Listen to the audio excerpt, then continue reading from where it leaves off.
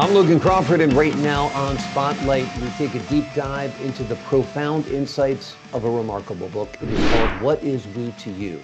It's written by a wonderful author by the name of Larry Odell Johnson. This book offers a unique autobiographical approach to interpreting the first 4 chapters of the Bible, revealing hidden meanings and messages in the text. Join us as we explore Larry's groundbreaking methodology and uncover the divine purpose behind the scriptures.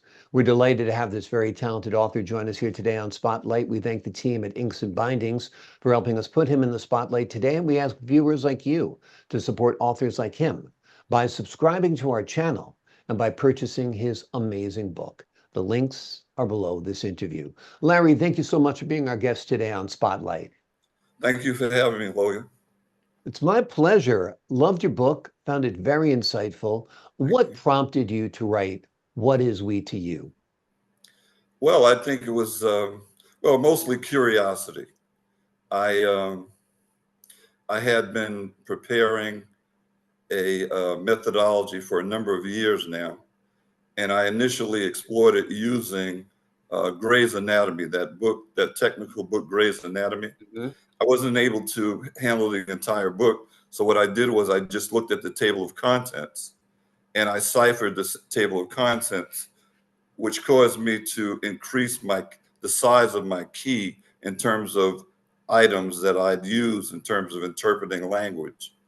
And so one day, just out of curiosity, I said, well, since I have this particular tool available to me and I have this question about original sin, let me just tackle the Bible, not the whole Bible. I said, let me just take a piece of it, the first 4 chapters, and begin ciphering that to see what's really there in terms of content analysis. You know, the Bible is written in various forms throughout. It uses metaphor and parables, etc. Um, and so and so I decided, well, let me try this to see whether or not it's a cryptogram. Mhm. And in fact, I discovered that it is. The Bible is a cryptogram, and I also stipulate after the fact that I realize that the Bible is actually divinely written. It's not a joke. It's Yeah. serious business. These scribes and writers were interpreting what God explained to them to interpret. And what I'm bouncing off of is looking inside of that, because language in general has not only a manifest content, but a latent content. I knew this many years ago. And so this is just this particular book and this particular topic is just in addition to a range of things that I've explored over the years. And the discovery was very fascinating. What were some of the discoveries that you made? Well, first of all, the number one discovery is that it is in fact a cryptogram, Mm. that it is coded, that the language itself is God's word. It actually is God's word, and but God speaks in doublespeak. So God is talking about physical reality and spiritual reality at the exact same time. And so you have to not necessarily, you can't take the words literally. I mean, most people do.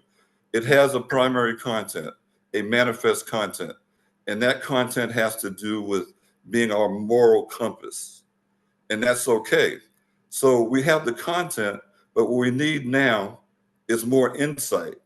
And what I'm demonstrating in this particular book is that there is more insight, and it gets kind of raw because God is talking about the real world, you know, people dealing with people, men and women, that kind of idea. And we have the relationships that we hold and in our interactions. And some of it has to do with our sexuality. Words like lust, fornication, and all of those terms have real meaning within God's word. So that's what's being revealed as I do a content analysis of those first 4 chapters. And so, not taking it quite literally, and just doing the content analysis and letting it reveal what it reveals, we find out that what we're looking at here is a cast of characters. We have the male, we have the female, or rather Adam and we have Eve, we have Cain and Abel, and we have the serpent. And we have two trees. Well, imagine being in a sort of a medical theater. You know those old pictures of people having, operations where people in the audience stand or up top, and that sort of auditorium, and they're looking down on the surgery. Mm-hmm. Well, that's what we're doing in the first 4 chapters of Genesis. God is describing, what he's initially describing in the first chapter is the distinction between a male and a female. Mm-hmm. He wants it to be absolutely clear that he made those two entities differently. He designed them differently. He wants that to be clear. So when he's talking about day and night and earth, heaven and earth, these are statements about the male and the female from a cryptographical point of view. So then he goes into the second chapter where he begins to discuss that he created man, the male, in a certain way from the dust of the earth, and he created the female.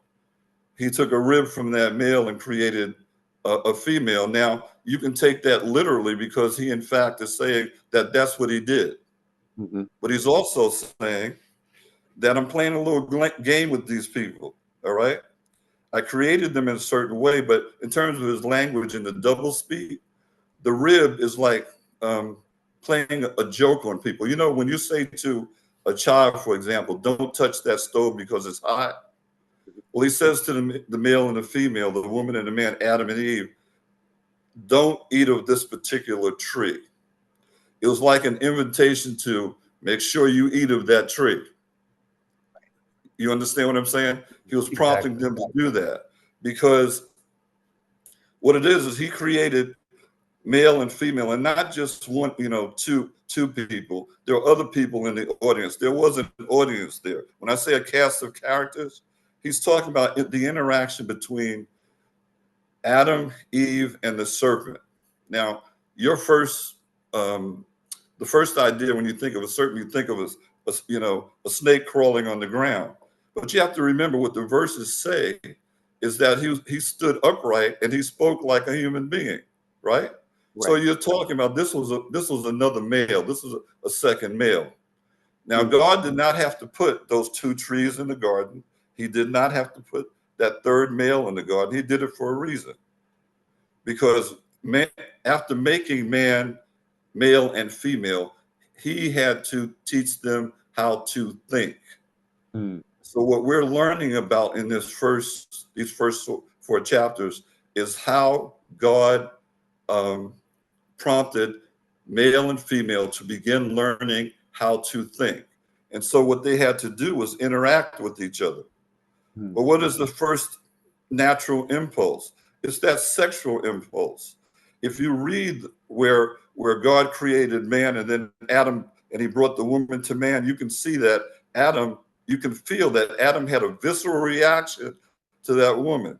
Oh, I'm going to call her woman, flesh of my flesh, bone of my bone. This is hot stuff right here. You follow what I'm saying? Yep, absolutely. So it gets deeper now, but here is the reality of it all. God purposed sin. He had to. His primary interest was in creating man and woman, male and female, so that they could procreate. He made them in a certain way. He took man out of the soil. He took the woman from the man's rib, right? Now, when we make children, when we procreate, we create the same type and form and action, the same kind of individual that God created, but we do it a different way. Now, when he created them, but he gave us those powers. He created us in a certain way. Now we can procreate in a certain way. And that's what he wanted us to do. He wanted us to procreate and live among each other and treat each other in a certain way, properly, treat each other right. But however, he knew that sin, because of how he constructed the woman, how he constructed the man, that sin would exist. So everything he created, he created. That is to say, he created man and woman. He also created sin. He purposed sin, right? And so that's what the third party is in that trio, the serpent. If you think about the word serpent from a cryptographic point of view, you take those letters as an anagram, it means present, like a gift. He gifted the woman with this serpent. She fell in love with that serpent, so much so that he had to put enmity between them later on after the fact, after they had, in fact, defiled the man. And that's what I get into in this book. So we have go ahead. You go ahead. It's amazing stuff, but continue, please. We have a sexual encounter here where Eve is just enthralled with the man, with that third party, the serpent, who is, in fact, a male figure, just like Adam is a male figure. And he intimidated Adam because he was technically a priapus. Okay, we're getting into sexual terminology now. She was enthralled with this man because of his physical attributes. Mm. She loved him. She did not love Adam at first. God had to tell her that she had to obey her husband and honor her husband. This is all after the fact. This is after the relationship that she had with the serpent. You with me? So that's what we're talking about. And so we get into detail now. The insight is the detail of the relationship between Eve, and I'll call her by her name, Eve, and the serpent. The serpent did not call her Eve. He called her Sin, S-I-N. And he told her at one point, just be you, okay? Mm-hmm. Just be you, meaning go with your feelings about our sexual encounters, what we should do and not do. And so she fell in love with him. But at the same time, she was so in love with him and not in love with Adam, they developed a so-called game, okay? Mm-hmm. Where she defiled Adam. And this is where God really gives us the detail. She defiled Adam because of the sexual behavior between them, right? Mm-hmm. He was the priapus, so he completely satisfied her in every way. Adam did not, so he became sort of the beggar, if you will, in this relationship. You're beautiful, I love you too, kind of thing. And I'm sort of paraphrasing, right? You know, the book is written, so I'm sort of paraphrasing. Yep. So I love you too. What can I do to help satisfy you? I see here, I'm watching you guys, and he's really turning you on. What can I do? Well, here we come to the original sin. It wasn't an apple that we were talking about eating. If I can use this in a single word, we're talking about cunnilingus. Mm. All right? Yeah. Why is that a problem? God abhors homosexuality. Hmm. He made a distinction between a male and a female. He meant that to stay that way. He knew that it wouldn't. Okay? He knew that it wouldn't. So let's educate these people about those relationships. Why is it a homosexual act? Because a woman's vagina is a repository. Semen can live in that womb for multiple days live. Okay? We know the acts between men that when they are homosexual. We know exactly what those are, right? I don't have to get into detail. Right. However, when semen is deposited into that vagina and it's alive, and Adam commits cunnilingus with Eve, he's committed a homosexual act when he ingests live semen. That's the point that God was making when he talked about don't eat of that tree. Okay? Yep. All Amazing. right. Yeah. Go ahead. So, Continue. it goes on to talk about the relationship between Cain and Abel. Cain being the firstborn, Abel being the secondborn. I suggest that Cain was a product of the interaction between Eve and the serpent. He was not Adam's first child. Abel was. Now we have that situation where God talks to Eve. He talks to Adam. He talks to Cain, or excuse me, he talks to the serpent. He speaks to Cain, but he does not speak to Abel in these first 4 chapters. You look at the verses. And he has a dialogue with Cain over the fact that, remember, Cain and Abel brought gifts to God. God accepted what Abel gave him, but did not accept what Cain gave him. And we have the manifest meaning implies that Cain was really upset with his brother because God showed him more favor than him. But that's not what he was upset about. Because if you are into what I'm explaining in this cipher, God talks to Cain about his brother, and he says to Cain, if I didn't reward you for what you gave, there must have been sin in the mix. So now we get to the story. What is this story? The story is about the relationship. Now, both Cain and Abel were married. They both had wives. Now, everybody, by the way, including the audience that's looking at this cast of characters and learning how to think about these situations, everybody is committing all sorts of sexual acts. They're just doing what they want to do. They're just having a great time. And this is okay with God because they're learning, right?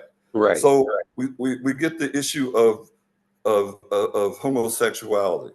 So now we have the relationship between Cain and Abel. Well, here they had like a contest going. Whatever Abel would do, Cain would do, because Abel had the stronger mind. He had power. He was able to read other people's mind and even control other people's minds. He had a stronger mind than Cain did.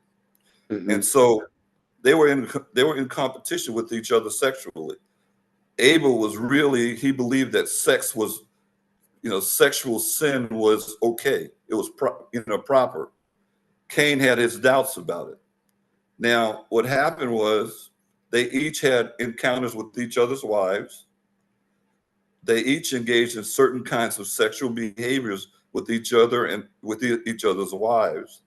But then it was sort of the way that it was monitored. It was sort of a balancing act. You do this, I do this, is balanced. Okay.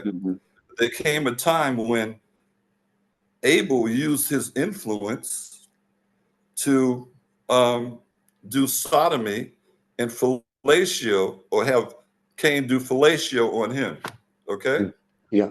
And so there became an imbalance because though Abel did sodomy on Cain, and he did force Cain to perform fellatio, he did not allow Cain to do the same to him. So there was an imbalance. And it's clear in the book what I'm saying, because it's very precisely worded. But my point is that Cain realized that there was an imbalance, and he went to him and said, you didn't do, we're not supposed to be doing that stuff anyway. Right. And then Abel says to him, oh no, we're supposed to be doing this kind of stuff. Okay. Mm. And he says, no, we're not. And in fact, if we are, why don't you let me do to me what I did to you, referring to fellatio. And he wouldn't do it. That's why Cain killed him. Mm. Okay, let's put it another way. Let me not use that word. The word is slew. Right. So there's other meanings in here. Then we get into this notion of simulation. You understand? It gets a lot deeper. So, but that was the issue. So here we have God explaining that he abhors homosexuality, that there is a sexual standard that he prefers. This is what the literature is saying. And that standard is he wants husband and wife to be true to each other, okay? Dedicated to each other. He doesn't, I don't want to speak for God, but what the narrative simply says is, this idea of cunnilingus, he can't have that because it defiles the man. He wants the man to rule this thing down here. If he's defiled, he loses his authority. That's the simple fact that God is saying with that. With respect to the issue of his Cain and his brother, and him slaying his brother, that had to do again with the fact that certain behaviors warranted rage. Okay. And he was talking more about the idea of lust, how to control lust. He doesn't have a problem with sexuality. God doesn't have a problem with sexuality, but he has a problem with lust. It's just like, a person can drink wine and it not be anything major, but if you do it to excess, you become a wino. You understand what I'm saying? Yeah. So this is what's being described. So then you have the other dialogue that Cain is having with God. God actually says to Cain, he curses Cain, and he sort of throws him out of the garden. But Cain says to God, "This is more than I can stand." Now, immediately after Cain says that and a few other things, God not only forgives him, he blesses him and puts an armor of protection around him so that no one will kill him. And not only does Cain not be punished by God, God protects him, and he allows him gives him enough authority to build a city and to marry and have 3 sons.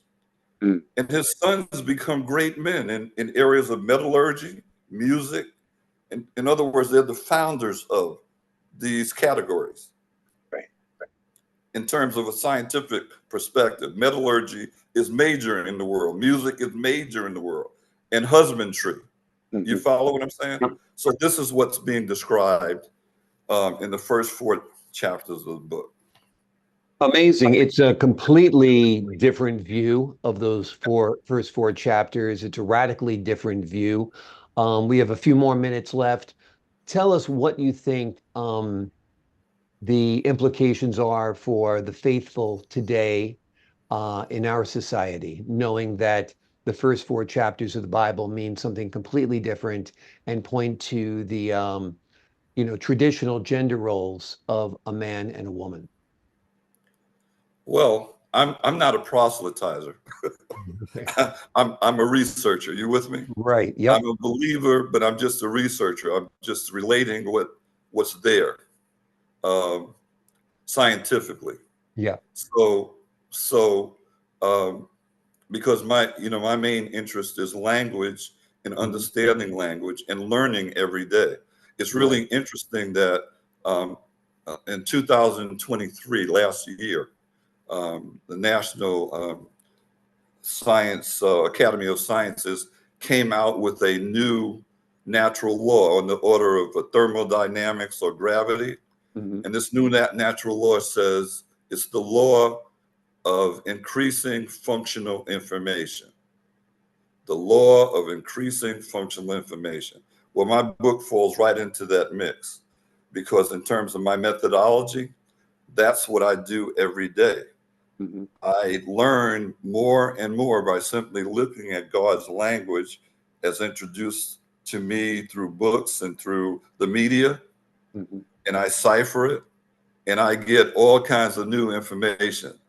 And so, what I say about what I'm revealing here in the first 4 chapters is if it says that God does not want the man to be defiled and that cunnilingus is the cardinal sin, Hmm. then people know what to do. I mean, we're free, we have free will. You Exactly. either comply or you don't. You understand? Exactly. Exactly. And Yeah, and the so rules are just, there. just The like Bible's been translated now. They can obey those rules, or they could, that's what I'm take their saying. chances with what is coming to them if they don't, E- right? Exactly. Yeah. But what I do is open that window. So there's more to be learned from a cryptographic standpoint, in reading the Bible. And I've done it piecemeal around the Bible. I'm not a Bible scholar per se. Mhm. I'm just a sort of a technician. Right. So, I look at what it says, and what it says to me is this, that lust is a sin. Mhm. Love is not, but lust is. We need to control our lust. Mm. Think about the idea that, women are all, a lot of women are all for the cunnilingus thing Mhm. because that pleasure thing, they want what they want, right? Right. Men are into it as well. Right. However, what would the world look like if we controlled that lust? Mm. And we have to commit to genuine affection because a woman can be stimulated just as easily manually. You follow what I'm saying? Yep. Okay, without the violation. And a man's being defiled would be curtailed. It would end. All right. And so, woman would be woman, man would be man, and in conformance with God's will, and we're good to go. But that's a hard sell. Exactly. That's a Exactly. Yeah. real hard sell. Yeah. Okay, because Especially of in what today's society. exactly. Yeah. Yeah. But Amazing. the truth is what the truth is. So I lay Exactly. it out there for people. You know, those of you who are believers will understand what I'm talking about because this is on the spiritual level of stuff. Right. Okay, also the physical as well, but we're more concerned with the spiritual side because we are spiritual beings. If you understand what I'm saying and Sure. believe that we are spirits, God is a spirit and his language is a spirit and we're consumed by that language. We live in that matrix. Okay, Right. a universe of discourse. All those words, all the words that we use are created by God. They're created, this is his language. Mm. You follow me?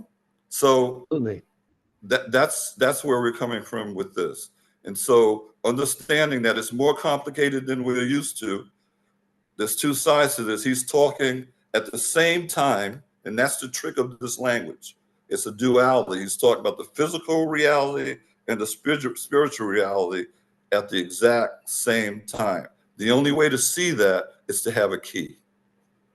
Fortunately, I've worked hard many years, read a whole bunch of books, and I figured it out. So, Wonderful. and this is not my first book, by the way. I have two other earlier books, The Mind Factory, and my second book is entitled I Am a Key, where I talk about this technique. So I have explanation, description, and this last book is demonstration. Amazing. It's an amazing book. It is called What Is We to You? It's written by Larry Odell Johnson. The book offers a unique autobiographical approach to interpreting the first 4 chapters of the Bible, revealing hidden meanings and messages in the text. Larry's work is nothing short of groundbreaking, and it uncovers the divine purpose behind the scriptures. Larry, thank you so much for joining us here today on Spotlight. Thank you. I appreciate your time, sir, and your insight and your wisdom. To the folks at home, I'm Logan Crawford, thanking you for your time. But this time, until next time, on Spotlight.